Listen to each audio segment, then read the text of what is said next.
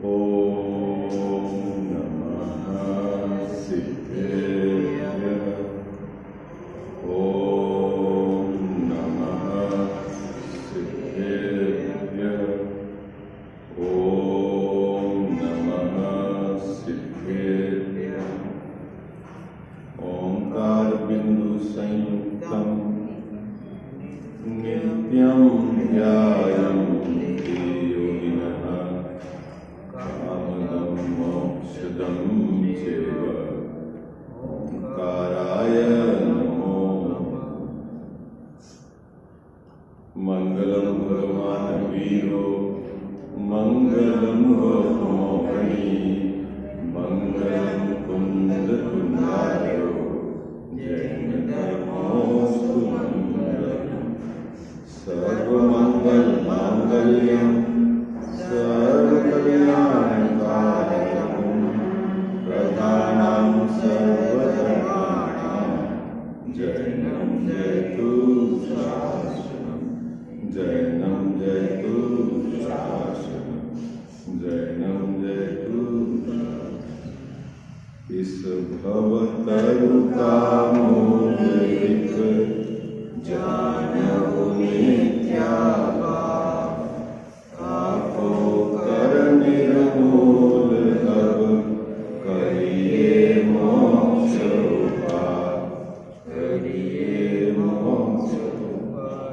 जय बोलो देव शास्त्र गुरु की जय हो। सातवां अधिकार जैन मिथ्या दृष्टियों का प्रकरण है। मोक्ष मार्ग प्रकाशक ग्रंथ विराजमान है। संवर तत्व संबंधी भूल, उस पर अपन नियमित क्रम में विचार कर रहे हैं। अहिंसा आदि रूप शुभ आश्रम को यह जैन मिथ्या दृष्टि संवर जानता है। यह पहली पंक्ति में टोडरमल साहब ने स्पष्ट किया है। इस पंक्ति को लिखने के पश्चात टोडरमल साहब ने तुरंत एक शब्द जो डाला है वह परंतु मतलब अभी आपको विचार करना है। क्या शब्द डाला है तजाव साहब? परंतु, है ना। परंतु एक भाव से पुण्य का बंध होए और उसी भाव से संवर भी होए अने बंध भी होए और बंध रुक भी जावे, ऐसा एक परिणाम से नहीं होता। क्या कहा टोडरमल साहब ने? क्या बात कही राजू जी? एक परिणाम से बंध भी हो और उस परिणाम से बंध रुक भी जावे, दो काम एक भाव से नहीं हो सकते। क्या? और आश्रव भाव, बंध भाव, वो बंध का भाव है और संवर भाव बंध को रोकता है। दोनों में परस्पर विरोध है। आई बात समझ? आश्रव अधर्म का भाव है और संवर धर्म का भाव। आश्रव दुख का भाव है और संवर सुख का भाव है। एक ही भाव दुख का भी हो और सुख का भी हो, ये नहीं होता। क्या कहा टोडरमल साहब ने? बात पकड़ में आ रही है आपको? अजीत भैया क्या कहा? जी सिंपल मैथमेटिक्स है ना। भाव एक है आपका, है ना, और उससे सुख भी होवे और दुख भी होवे, ऐसा संभव नहीं है। ठीक है। लेकिन जैन मिथ्या दृष्टि क्या करता है? एक भाव को पुण्य बंध भी उसी भाव से मानता है और उसी भाव से धर्म भी मानता है, संवर भी मानता है। इसीलिए इसको संवर तत्व की भूल है। ये बात यहाँ पर टोडरमल साहब ने सबसे पहले सातवें अधिकार के अंतर्गत जैन मिथ्या दृष्टि के संवर तत्व संबंधी क्या भूल है उसमें यह स्पष्ट की, है ना। इतनी बात तो अपन ने कल चर्चा कर ली थी। ठीक है, मैं पुनः पढ़ लेता हूँ इन दो पंक्तियों को। उसके बाद जो एक महत्वपूर्ण बिंदु प्रश्न के रूप में शिष्य के मुख में प्रश्न डालकर टोडरमल जी साहब ने जिसका स्पष्टीकरण लगा के बिल्कुल निश्चित तौर पर यहाँ देना चाहिए, वो उन्होंने प्रश्न उठाया। ठीक है, निकालिए पेज नंबर 240। मिल गया आपको सबको? मिला? ठीक है। संवर तत्व में अहिंसादि रूप शुभाश्रव भावों को जानता है। क्या जानता है? संवर जानता है। किनको? शुभ आश्रव को संवर जानता है। कौन जानता है? जैन मिथ्या दृष्टि। शुभ आश्रम वाले कौन से भाव है? ये जो पाप से विरक्ति हुई ना, अहिंसा आदि, वो शुभ आश्रम है। और जैन मिथ्या दृष्टि क्या मानता है? उनको संवर जानता है। ये पहली बात में टोडरमल जी साहब ने स्पष्ट किया। परंतु एक ही कारण से पुण्य बंध भी माने और संवर भी माने, वह नहीं हो सकता।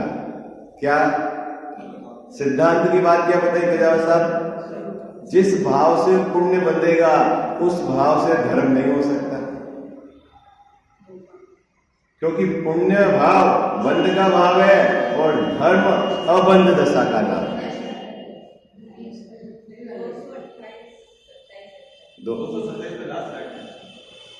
हाँ, वो जयपुर से प्रकाशित ग्रंथ में देख लीजिए। क्या अजित भैया सिद्धांत क्या है गजावर साहब? सिद्धांत याद रखना, एक भाव से पुण्य बंधे और उसी भाव से धर्म हो, ऐसा नहीं हो सकता। क्या सिद्धांत? सिद्धांत क्या है भाई? जल्दी बोलो। जो भाव पुण्य बंध का कारण हो, वो भाव संवर का कारण नहीं हो सकता। कितना सरल सिद्धांत है। तो फिर संवर का भाव अलग होना चाहिए और पुण्य बंध का भाव अलग होना चाहिए। अगर आप संवर के भाव को और पुण्य बंध के भाव को एक ही मानते हो तो आपको सात तत्व की भूल है। आप अभी मिथ्यात्व के पाले में हो। अभी आपको सात तत्व का यथार्थ ज्ञान भी नहीं है। बात पकड़ में आ गई आपको? क्या किस चीज से कह रहे हैं कि आप जिन भाव से बंद होता है उसी भाव को अबंध का मानते हो, तो फिर ऐसे कैसे पॉसिबल है? जैसा समझो, जिस भोजन से आपको रोग होता है उसी भोजन से आप ये मान रहे हो कि मैं निरोग हो जाऊंगा, तो वो कैसे पॉसिबल है? बोलो गजावर साहब, बात समझ में आई ना? क्या जिस भोजन से रोग बढ़ता है आप मान रहे हो कि ये रोग भी बढ़ाता है और इससे निरोग भी हो जाऊंगा, कैसे संभव है? नहीं है ना संभव। ठीक उसी प्रकार जिस भाव से पुण्य का बंध होगा उस भाव से संवर कैसे होगा? नहीं होगा। इसका मतलब है कि संवर का भाव अलग है और पुण्य का भाव अलग है। ओके, इसका मतलब क्या है? संवर का भाव अलग है और पुण्य का भाव अलग है। इतनी बात तो दो पंक्ति में आ गई। लेकिन इतनी बात सुनने के बाद शिष्य ने कहा, हमने तो सब ग्रंथ में पढ़ा है, ज्ञानियों के मुख से सुना है कि मुनिराज यदि विहार कर रहे हैं, मुनिराज आहार कर रहे हैं, मुनिराज ग्रंथ लिख रहे हैं, मुनिराज उपदेश दे रहे हैं, मुनिराज दीक्षा दे रहे हैं, तो भी उनके संवर निर्जरा चालू है। क्या सुना हमने? हमने क्या सुना गजावर साहब? मुनिराज यदि विहार कर रहे हैं, ठीक है, मुनिराज यदि आहार ले रहे हैं। क्या जैसा ऐसा उदाहरण आपको मैंने भी दिया होगा पूर्व में, या आपने अन्य विद्वानों से सुना होगा कि एक ब्रह्मचारी मंदिर में उपवास करके सामायिक में बैठा हुआ है और मुनिराज आहार के लिए वन से गांव की तरफ आ रहे हैं। दोनों में से किसके संवर निर्जरा ज्यादा है? किसके ज्यादा है संवर निर्जरा? मुनिराज के ज्यादा है। कर क्या रहे मुनिराज? मुनिराज तो भोजन के लिए निकला है? और वो तो बिल्कुल एकांत में बैठ के सामायिक कर रहा है। भोजन का भी त्याग है उसके तो, है, कोई आरंभ नहीं कर रहा है वो, है क्या कह जाओ सर, किसी भी प्रकार का उस गृहस्थ के आरंभ भी नहीं है और सामायिक कर रहा है। उसके बावजूद भी आप कह रहे हो कि मुनिराज के संवर निर्जरा ज्यादा है, तो मेरा प्रश्न है कैसे?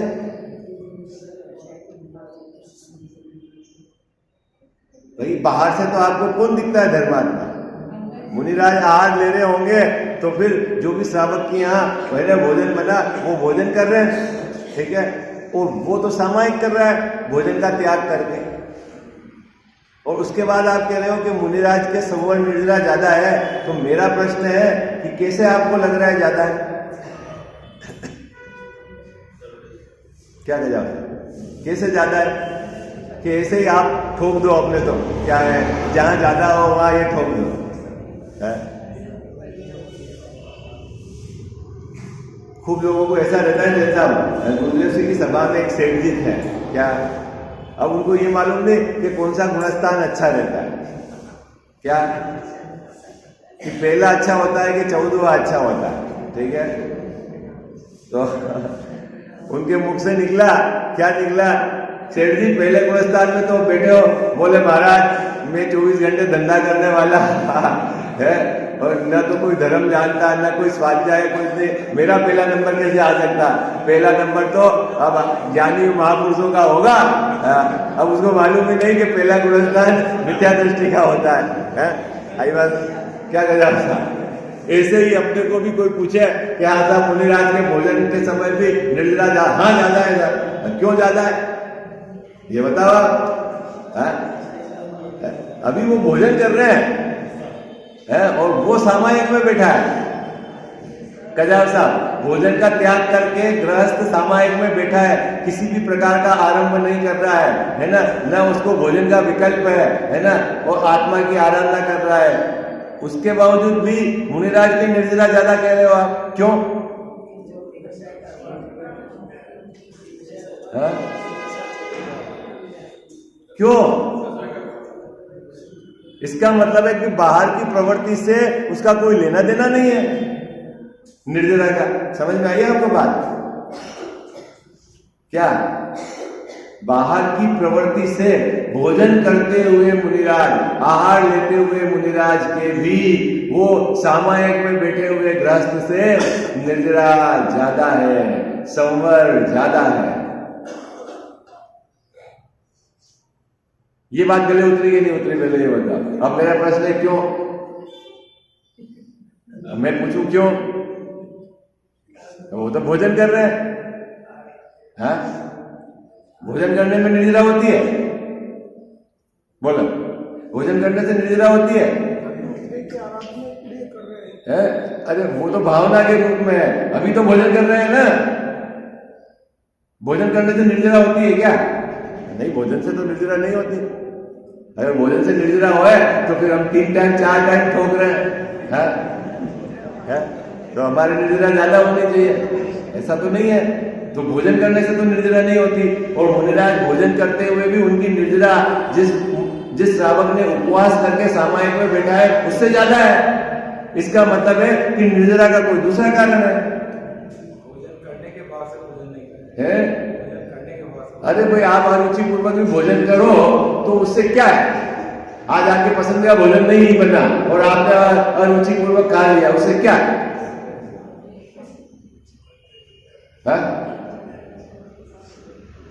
कोई अलग थीम है जो आपको समझनी है जैन दर्शन में?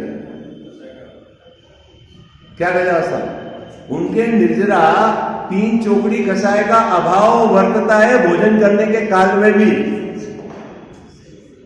क्या शास्त्र लिखने के काल में भी 3 चौकड़ी कषाय का अभाव वर्तता है, दीक्षा देने के काल में भी अभाव वर्तता है, विहार करने के काल में भी अभाव वर्तता है। 3 चौकड़ी कषाय का अभाव, और वो जो 3 चौकड़ी कषाय का अभाव है ना, वो संवर निर्जरा है। भोजन करने का भाव संवर निर्जरा नहीं है। समझ में आई आपको बात? क्या? और गृहस्थ के भोजन करने का भाव नहीं है, लेकिन उसके दो चौकड़ी कसाय का अभाव है अगर पंचम गुणस्थान वृत्ति है, और यदि चौथा गुणस्थान वृत्ति है तो एक चौकड़ी कसाय का अभाव है, और मिथ्या दृष्टि है तो कोई भी कसाय का अभाव नहीं। तो उसके जैसे जैसे उसके अंदर की शुद्धि है वैसे वैसे उसके संवर निद्रा है, लेकिन मुनिराज से कम है। बात पकड़ में आई आपको? क्या करें भैया? बात पकड़ में आई? तब यहां शिष्य ने प्रश्न खड़ा कर दिया, हमने तो सुना है कि मुनिराज के उन भावों से क्या होता है, पुण्य भी बनता है और उन भाव से निर्जरा भी होती है। हमको कह रहे हो कि एक भाव से पुण्य बनेगा तो उस भाव से निर्जरा नहीं होती। तो ये फार्मूला हमारे लिए है कि जगत के सभी जीवों के लिए? क्या मुनिराज के लिए कोई स्पेशल फार्मूला है कर्म बंध का? ही बताओ क्या गजब। शिष्य क्या प्रश्न कर रहा है? देखो पढ़ता हूं, आप पढ़ोगे मैं पढ़ूंगा प्रश्न, तो आप में से पढ़ेगा प्रश्न। शिष्य के मुख में टोडरमल साहब ने प्रश्न डाला है। क्या प्रश्न डाला है? कि मुनियों के एक काल में एक भाव होता है, वहां उनके बंध भी होता है और संवर निर्जरा भी होती है। सो किस प्रकार? प्रश्न समझ में आया आपको भाई साहब? प्रश्न समझ में आया? ऊपर क्या समाधान दिया था टोडरमल साहब ने? कि एक भाव से बंद होगा उस भाव से निर्जरा नहीं होती, और मुनिराज के लिए तो संवर भी है और निर्जरा भी है, पुण्य का बंध भी है और निर्जरा भी है। तो मुनिराज के कैसे होती है बताओ आप? कितने लोगों को समझ में आई बात? देखो भैया, उत्तर बहुत समझने जैसा है, और जो मैं आज समझाऊंगा आपको ये आप बिल्कुल उपयोग को एकाग्र करके समझना। बहुत माल है इस प्रश्न में। पहले प्रश्न समझ में आया क्या काका जी? रूपलाल काका जी, प्रश्न समझ में आया क्या आपको?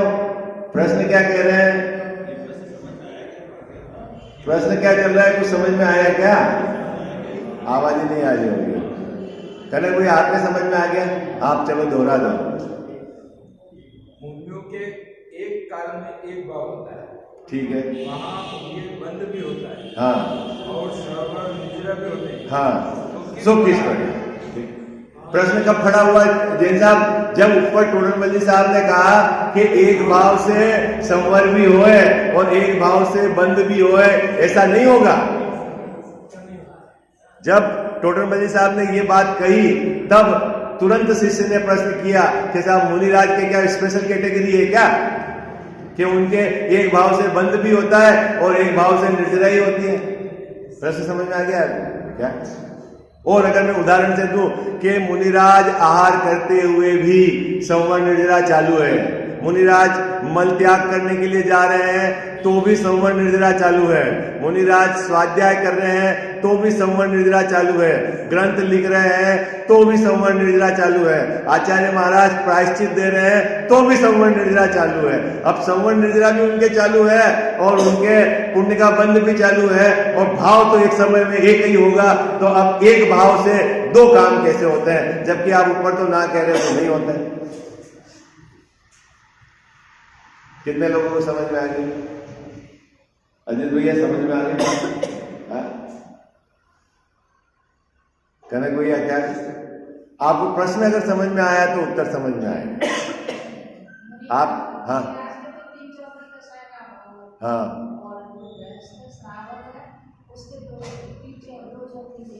हाँ, अगर वृत्ति सावक है तो दो चौकड़ी का है, और सम्यक दृष्टि है तो एक चौकड़ी कसाय का अभाव है, और मिथ्या दृष्टि है पक्ष पड़ा हुआ है श्रावक का तो उसके कोई कसाय का अभाव नहीं है। लेकिन ऊपर में ये कहा टोडरमल साहब ने कि एक समय में एक ही भाव होंगे।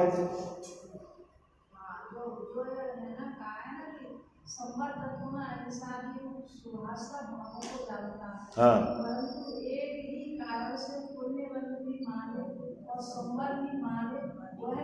नहीं हो सकता। जिस भाव से बंद होगा उस भाव से संवर नहीं होगा।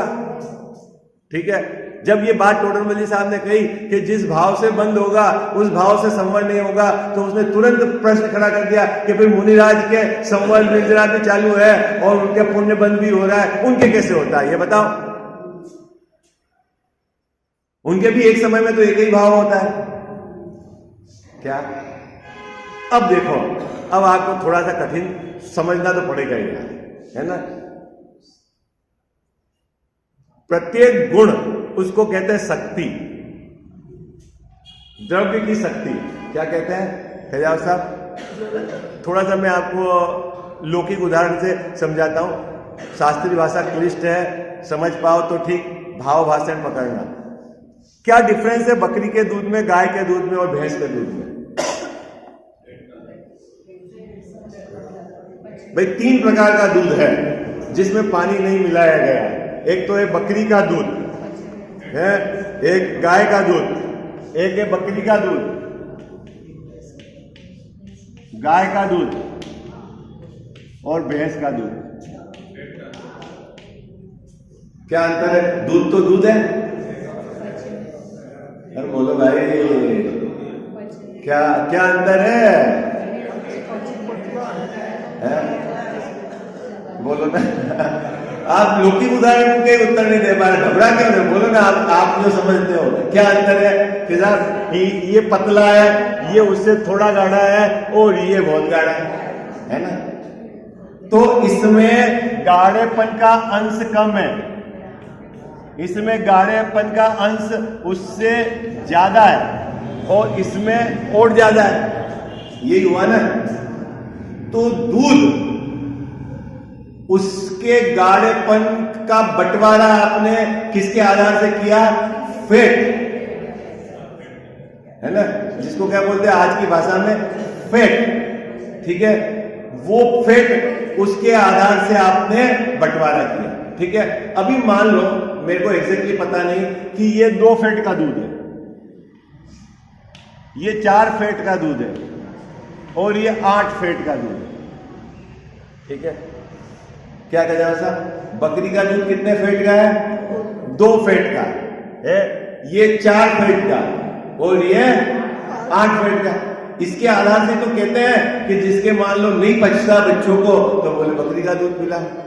ठीक है, और अपने पीने के लिए गाय का दूध लो, और जिसकी मोटी बुद्धि करनी है वो भैंस का दूध पियो। फिर फैट रहेगा मोटा तो बड़ा रहेगा, है ना। ये बंटवारा किसके आधार से? दूध के आधार से तो नहीं, दूध के अंदर फैट उसके हिस्से के आधार से बंटवारा है ना। ठीक है, अब इस फैट के सबसे छोटे अंश को अपन एक यूनिट दे दें। मान लो जैसे कि एक फैट को 1 यूनिट दे दें, तो इसके 2 यूनिट, इसके 4 यूनिट और इसके 8 यूनिट, ऐसा इसका फैट का। उसी प्रकार प्रत्येक द्रव्य के अंदर जितने गुण होते हैं, गुण शक्ति रूप होते हैं, और उन शक्ति के अविभागी हिस्से को अविभाग प्रतिच्छेद कहते हैं। वह उस गुण की शक्ति का अंश होता है। आपने सुना अविभागी प्रतिच्छेद नाम? कभी मेरे मुख से भी सुना होगा, अन्य विद्वानों के मुख से भी सुना होगा, और विशेष करके जब मैंने आपको वर्गणा के संबंध में बताया होगा कि वर्गणा किसको कहते हैं, तो वर्ग के समूह को वर्गणा कहते हैं, और वर्ग किसको कहते हैं? समान अविभागी प्रतिच्छेद के समूह को वर्ग कहते हैं। ये मैंने आपको समझाया होगा ना कभी। वर्ग, वर्गणा, फिर कार्माण वर्गणा से कर्म, ऐसा मैंने कभी आप समझे आप? तो अभी क्या समझो कि जो गुण है उसकी शक्ति, उसके अंश, उसको कहते हैं अविभागी प्रतिच्छेद। क्या आपकी भाषा में क्या समझो? क्या जो शक्ति के अंश को, गुण के शक्ति के अंश को क्या कहना का साहब? अविभागी प्रतिच्छेद। अभी देखो, अब ये तो सब शास्त्रीय भाषा हो गई, इसमें मत उलझो आप। मैं तो आपको यह चित्र बना रहा हूं, वो समझो। चारित्र गुण,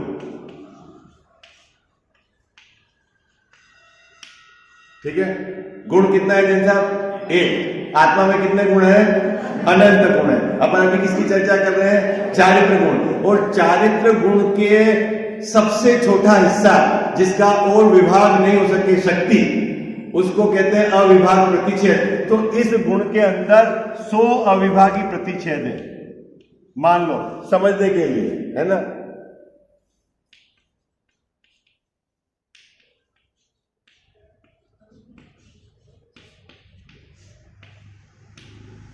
ठीक है, तो इस एक गुण के अंदर कितने हिस्से हो गए कजावत साहब?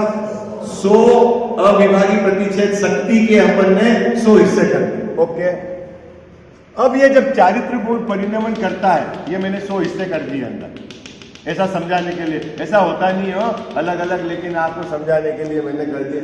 अब जब चारित्र गुण का परिणमन होगा तो गुणों के विकार को पर्याय कहते हैं। क्या? गुणों के विकार को पर्याय कहते हैं, गुणों के प्रति समय परिणमन को। तो ये जो 100 ही अविभाग प्रतिच्छेद है, इनका परिणमन होगा। ओके, अब जब परिणमन होगा और एक समय की दशा को पर्याय कहते हैं, तो एक समय की दशा में पर्याय में ये जो 100 अविभाज्य प्रतिच्छेद है, उसमें से 40 तो वीतराग रूप है और बाकी 70 राग रूप है। एक तो स्थिति ऐसी होगी, ठीक है। अब एक के ऐसे है कि 70 तो वीतराग रूप है और 30 राग रूप है, और एक के ऐसे है कि 100 ही राग रूप है। कितने हो गए? 3 केस हो गए। यहां 100% राग रूप, यहां ये 30% राग रूप, और ये 70% राग रूप और 30% वीतराग। ये 70% वीतराग और ये 30% राग। ठीक है, ओके। जैसा 3 परिस्थिति बन गई, किसकी? पर्याय चारित्र गुण, उसकी शक्ति, अविभाग प्रतिच्छेद, उसके अंदर का परिणमन। अब जो मिथ्या दृष्टि जीव है, क्या कजा साहब, जो मिथ्या दृष्टि जीव है, भले ही वो सामायिक में बैठा हो, भले ही उसने उपवास कर रखा हो, और यदि चारित्र गुण के अंदर जाके देखेंगे कि उसके 100% अविभाग प्रतिच्छेद सब राग रूप परिणमित हो रहे हैं, तो इसके बंद है, संवर्ण निद्रा नहीं है। आएगा। और इसके क्या है, जो चौथे गुणस्थान वाला जीव युद्ध में है, क्या भरत चक्रवर्ती युद्ध में है, तो उसके जितने परसेंट 30% जो कसाय का अभाव हुआ, वितराग भाव, इतनी तो उसको संवर्ण निद्रा है, और 70% जो राग विद्यमान है, उतना उसको बंद है। ठीक है। और मुनिराज के आहार लेते समय, स्वाध्याय करते समय, केशलोच करते समय, विहार करते समय, जितने अंश में स्वंजलन कसाय का उदय राग है, उतने अंश में बंद है, और 3 चौकड़ी कसाय का अभाव होकर उतने अंश के अंदर उनके क्या है, संवर्ण निद्रा चालू है। लेकिन कभी भी ध्यान रखना, राग के भाव से संवर्ण निद्रा नहीं होता, वीतराग भाव से संवर्ण निद्रा होता है। कितने को समझ में आ गई बात? बात समझ में आ गई? जितने अंश में वीतराग भाव है, उतने अंश में उनके संवर्ण निद्रा है। जितने अंश में राग है, देखो जैसा आपके पास मान लो 50 लाख की संपत्ति है, ठीक है। अब 50 लाख की संपत्ति में से आप 10 लाख तो मकान बनाने में खर्च करो और 40 लाख रुपए आप मंदिर बनाने में खर्च करो, तो कितने परसेंट आपको पुण्य का बंद होगा और कितने परसेंट पाप का बंद होगा?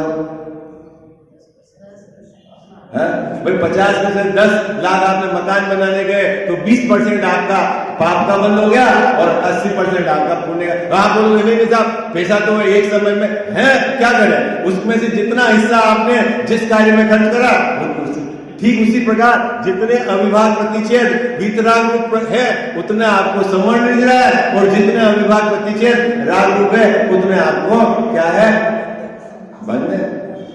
समझ में आ गई किसान साहब? सरल है?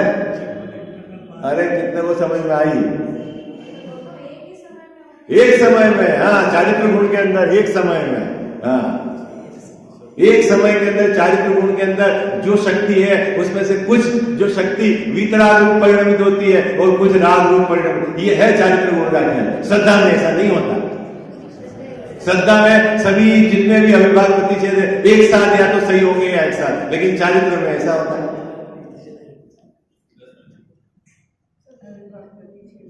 कितने को समझ में आ गई? अरे कंफ्यूजन मत करना, अविभाग प्रतिषेध याद होए नहीं होए, आज तो ये समझना जितने अंश में वीतरागता है उतने अंश में संवर्ण निद्रा, जितने अंश में राग है उतने अंश में बंध।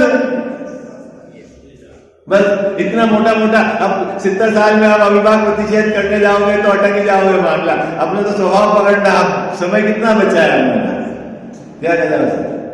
जब पढ़ना था जब तो पढ़े नहीं, विकथा में उलझे रहे। अब उम्र कितनी बची है, हाँ? और फिर भी किसकी रुचि लगती है और पढ़ता है तो बहुत सुंदर बात है। उसमें तो मैं ऐसा निषेध नहीं कर रहा हूं, क्योंकि आपके पास उदाहरण है जयचंद जी छाबड़ा साहब का, है? जयचंद जी छाबड़ा साहब की रुचि लेट लगी, और लगी ऐसी लगी जैन साहब, फिर उनको कुछ नहीं, सिर्फ है दुनिया भर की टीका करी उन्होंने, है? हाँ, नहीं उनकी तो रुचि पहले से थी, वो नौकरी करते हुए भी थे, लेकिन जयचंद जी छाबड़ा साहब का संबंध अभी कितने को समझ में आ गई बात? ऋषभ जी भाई साहब समझ में आने की सरल है ना? तो कभी भी आप ऐसा मत समझ लेना कि जिस भाव से संवर्ण निद्रा है उस भाव से बंद हो। बंद का भाव राग वाला रहेगा और संवर्ण निद्रा का भाव वीतराग वाला। अब भले एक समय की चारित्र गुण की पर्याय में जितने अंश में वीतरागता है उतने अंश में उनको संवर्ण निद्रा है, और जितने अंश में राग है उतने अंश में उनको बंद। इतनी सी बात है, सरल है, समझ में आ गई? ठीक है गजाव साहब, कंफ्यूजन क्लियर?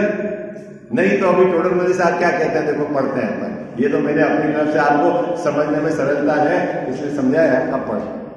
वह मिश्र रूप है। क्या कह रहे हैं? मिश्र मतलब मिलावट है, मिश्र मतलब मिले हुए, इसको कहते हैं मिश्र। ये मिश्र कौन सा? चारित्र गुण की एक समय की पर्याय में वीतराग दशा और राग दशा दोनों साथ साथ रहती है, इसलिए उसको कहते हैं मिश्र। मिश्र मतलब समझ गया कजाव साहब? मिश्र समझ गया है? दोनों मिले हुए हैं, मिले हुए हैं मतलब एक समय की पर्याय में दोनों पाए जाते हैं, इसलिए ये शब्द लिखा मिश्र रूप। समझ में आई? कुछ वीतराग हुआ और कुछ सराग रहा है। किनके? मुनिराज के। कनक भैया, मुनिराज के एक समय की चारित्र गुण की पर्याय, इसमें इतना तो राग रहा है जिसको बोलते हैं स्वंजलन का राग। क्या बोलते हैं? क्या? स्वंजलन का राग। कितना राग रहा है? पत्नी का राग नहीं रहा है, बच्चों का राग नहीं रहा है, लेकिन अपने शिष्यों का राग रहा है। क्या कह साहब? है मकान बनाने का राग नहीं रहा, मंदिर बनाने का राग नहीं रहा, लेकिन ग्रंथ लिखने का राग रहा है। बच्चों की शादी कराने का राग नहीं रहा, लेकिन दीक्षा देने का राग रहा है। कितने लोगों को समझ में आ रही बात? किनके? मुनिराज के। तो जो दीक्षा देने का राग, ग्रंथ लिखने का राग, उपदेश देने का राग, ये जो है ये सब स्वंजलन राग का राग है। किसका राग है गजाव साहब? स्वंजलन कसाय का राग। और जितने अंश में स्वंजलन कसाय विद्यमान है उतने अंश में उनको पुण्य का बंध है। उनको क्या है गजाव साहब? पुण्य का बंध है। और जितने अंश में वीतरागता उनके प्रकट हुई है उतने अंश में उनके संवर्ण निद्रा चालू है। इसीलिए मुनिराज के एक ही समय में संवर्ण निद्रा भी है और उनके बंध भी है। लेकिन ऐसा मत समझ लेना कि पूरे भाव से इनके ये भी हो रहा है और ये नहीं, इसके अंदर भी बंटवारा है। समझ में आ गई? कितने के समझ में आ गई? ईमानदारी से बताना। हाँ, बराबर गड़बड़ तो नहीं करोगे आप? हाँ, बस तो ये समझ में आ गया, पैराग्राफ भी समझ में आ जाएगा। देखो मैं पढ़ता हूं अब। वह मिश्र रूप है, कुछ वीतराग हुआ है, कुछ सराग रहा है। जो अंश वीतराग हुए उनसे संवर है, और जो अंश सराग रहे उनसे बंध है। सो एक भाव से तो दो कार्य बनते हैं, परंतु एक प्रशस्त राग ही से पुण्याश्रव भी मानना और संवर्ण निद्रा भी मानना सो भ्रम है। क्या कहा साहब? ऊपर तो क्या कहा टोडर मल जी साहब ने कि एक भाव से दो कार्य नहीं होते हैं, और नीचे आगे क्या क्या कह रहे हैं कि एक भाव से दो कार्य तो हो सकते हैं, लेकिन तू जैसे मानता है वैसे नहीं होते। क्या बोलो भाई, कितने को समझ में आया? दादी जी समझ में आ रहा है? क्या समझ में आ रहा है? एक भाव से दो काम हो सकते हैं, लेकिन वीतराग भाव से संवर्ण निद्रा होगा और राग भाव से बंद होगा। आई बात समझ में? लेकिन तू राग भाव से बंद और राग भाव से संवर्ण निद्रा मानेगा, ये नहीं चलेगा, ये गलत है। श्रावक के भी होते हैं चौथे गुणस्थान, उसके एक चौकड़ी कसाय का अभाव होता है, उतनी संवर्ण निद्रा है, और बाकी 3 चौकड़ी कसाय का सद्भाव है, उतना बंद है। सम्यक दृष्टि श्रावक के ऐसा होता है। कल इसलिए तो मैंने आपको उदाहरण दिया भरत का कि वो युद्ध करने जा रहे हैं, 6 खंड विजय के लिए निकले हैं, राजा को धमकाया हमारे अधीनस्थ स्वीकार कर लो, नहीं तो आपका सब बर्बाद हो जाएगा।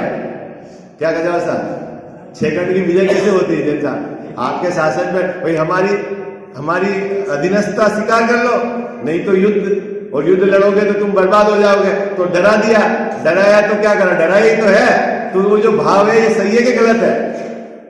ये तो राग भाव है, और तो राग भाव है तो उससे बंद होगा कि नहीं होगा? बिल्कुल होगा। तो फिर उनके ना क्या है, अनंतानुबंधी कसाय का अभाव, जो एक वीतराग धारा अंदर चल रही है ना, उससे संवर्ण निद्रा है उनके, इससे नहीं है, डराने के भाव से। आई बात समझ में? क्या कितने लोगों को समझ में आ गया? कठिन हो गया ना ये विषय?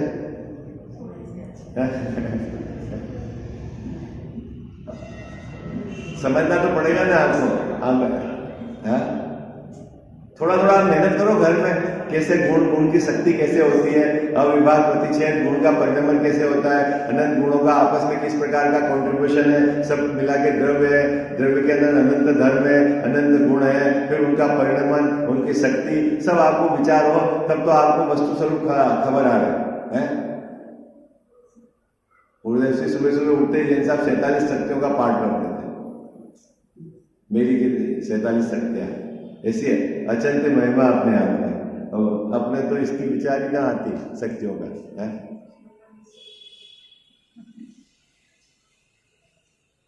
चलो समय हो गया, अपन इसको कल पूरा वापस एक बार इसको अच्छे से पढ़ेंगे। आप घर पे थोड़ी सी मेहनत करना तो इसको समझ में आएगा, क्योंकि जब तक ये पैराग्राफ समझ में नहीं आएगा तो आगे आपको गुप्ति क्या है, समिति क्या है, अनुप्रेक्षा क्या है, ये किस पार्ट में जा रहा है, इधर में है कि इधर में है, ये बंटवारा आपने को करना है। तो जब तक आप नहीं समझोगे तब तक आपकी गड़बड़ रहेगी। ठीक है, विशेष चर्चा। मिथ्यातम नाश वेकु ज्ञान के प्रकाश वेकु आपा पर भाषा वेकु भानु सी बखानी है। छहु द्रव्य जान वेकु बंध विधि भान वेकु स्वपर पिछान वेकु परम प्रमाणी है। अनुभव बताय वेकु जीव के जताय वेकु काहू न सताय वेकु भव्य और आने हैं। जहाँ तहाँ तार वेकु पार के उतार वेकु सुख विस्तार वेकु यही जिन वाणी है। जा वाणी के ज्ञान ते सूझे लोकालोक सो वाणी मस्तक चढ़ो सदा देत हूँ धोख।